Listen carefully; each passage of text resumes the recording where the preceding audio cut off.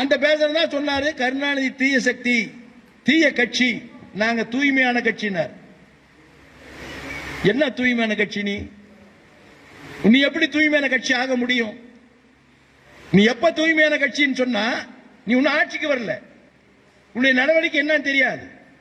நீ ஆட்சிக்கு வந்த பின்னாடி நீ எப்படிப்பட்ட திட்டங்கள் கொண்டு வரன்னு தெரியாது.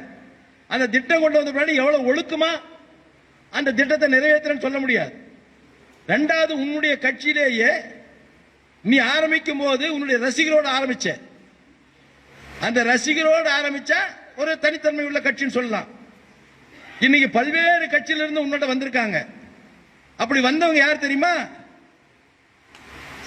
சந்தர்ப்பவாதிகள்.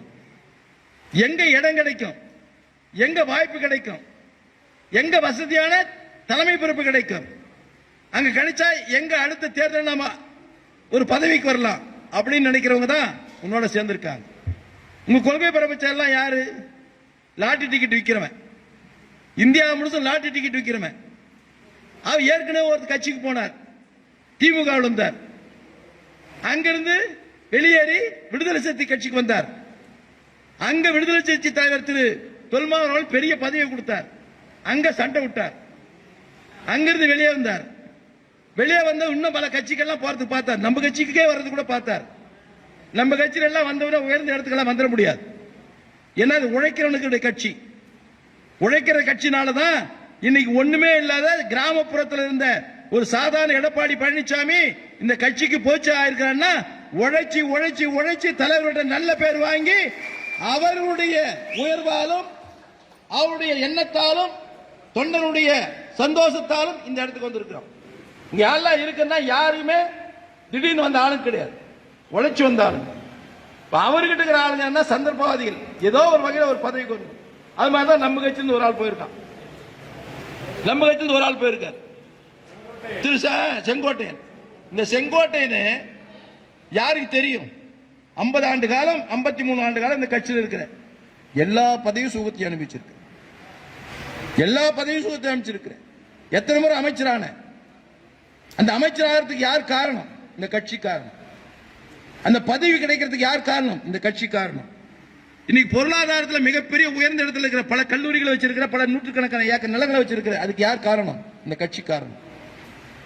இவ்வளவு வசதி வாய்ப்புகளும் இவ்வளவு பதவி சுகங்களும் அனுபவித்த நீ இந்த கட்சியில பல்வேறு வகையான இடையூறுகளை செய்த.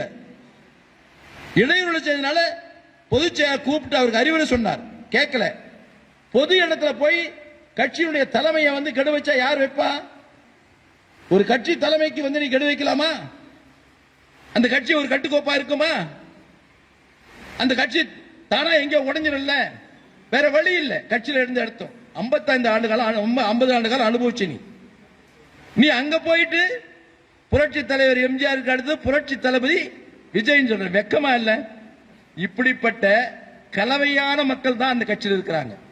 அதனால அவருக்கு ஒரு கருத்தை சொல்றேன், அது தூய்மை கட்சி இல்ல, கலப்பட கட்சி. எப்படி கலப்பட கட்சினா செங்கோட்டம் போயிருக்கிறார், இன்னொரு கட்சியிலிருந்து போயிருக்கிறார். இந்த கட்சியில கொள்கை எதுன்னு கொள்கை இல்லாம உங்ககிட்ட வந்திருக்கார்.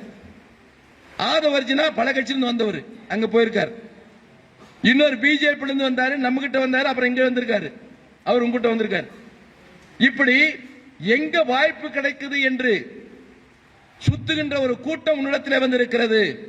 நீ ஜாகிரதையா இருக்கணும். நாளைக்கு உன்னையும் காலி பண்ணிட்டு வேற தாக்கு போயிடுவாங்க. அப்படியாப்பட்ட ஆள் தான் இருக்காங்க.